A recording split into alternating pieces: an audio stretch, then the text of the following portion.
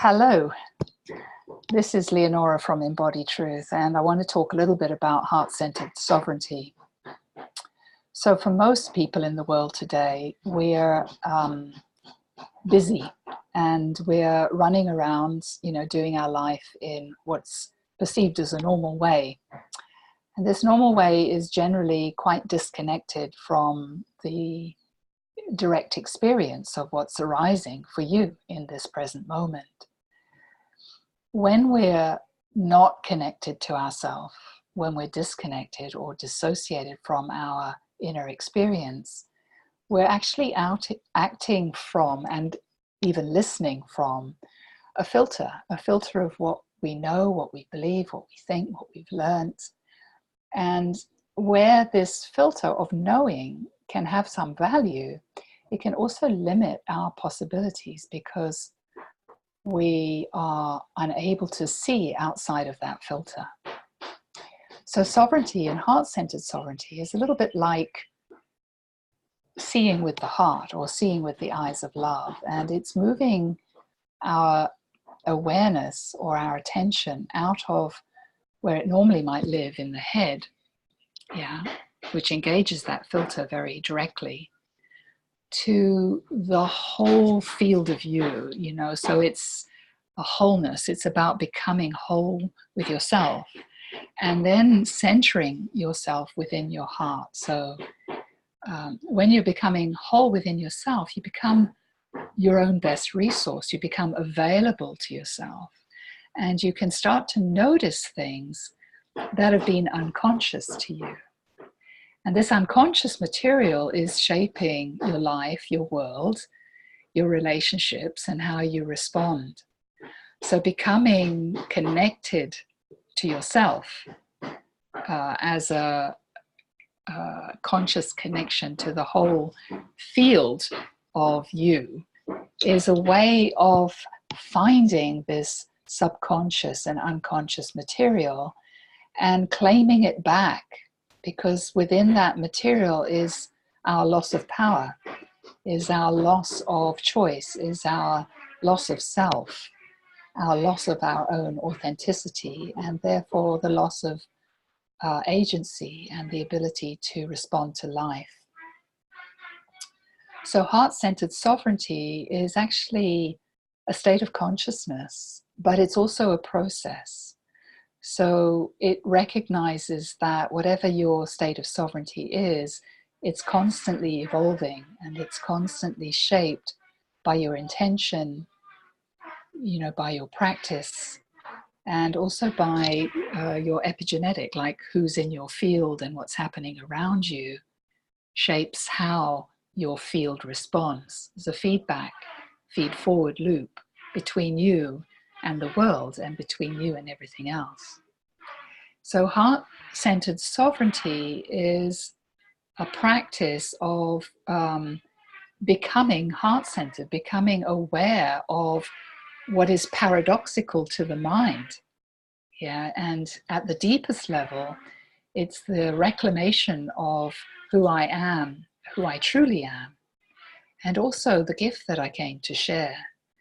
So in some way, it's moving from who you think you are as a sort of conceptual idea based on what you do every day to who you really are as a soul, which is rooted and grounded in love. Love as the space-time vibration of wholeness, the universe, God, if you will.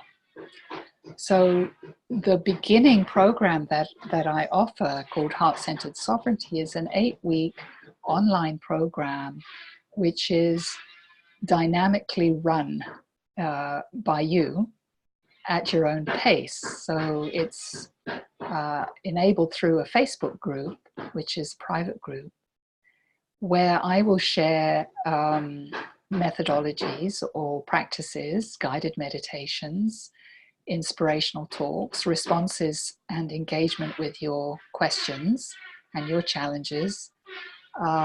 Session work and dyad work are all possibilities that are available in the field of this group.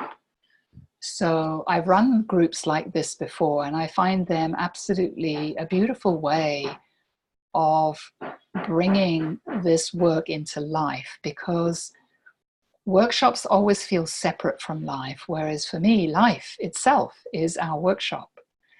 And so the day-to-day and the mundane is full of the material that needs your attention. So we start there. Yeah, so within the group, you can pop in daily.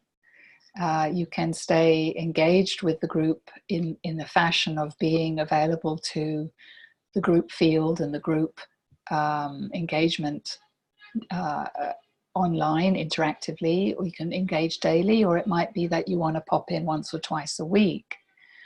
But the most important piece is going to be a commitment to daily practice, because what will happen is not coming from anything I tell you. What will happen is coming from your own commitment to yourself, your intention for the time that we spend together, and your support for any resistance or challenges or obstacles that may come to thwart you from doing this practice. Because you know what we need to recognize is that we can go into things with really great intent, and we can get derailed and sabotaged by the status quo, by, you know, a mental position that doesn't actually want to change, or that is uncomfortable with the process of change. So the first thing that we do is to invite you to make this commitment, and the willingness to make this commitment to a daily practice is actually what's going to reap the benefit from this group process experience for you. Having said that, if you don't already have a daily practice and have that kind of ingrained in your life, the daily practice is going to potentially be challenged by factors of resistance. Now, in my own journey over many, many years, I used to call myself the queen of resistance. And so I'm quite skilled at noticing, you know, the hundreds of ways that we can resist doing our practice or being present to our experience. In fact, I've made a career from the work that I had to do for myself in sharing this with others. So yeah, I'm going to post this for you, and I really invite you to engage with any questions that you have about this process of heart-centered sovereignty, because there is so much to say and so much to share about it, but it's only feels valid and relevant if there is a particular question that's arising for you in this present moment.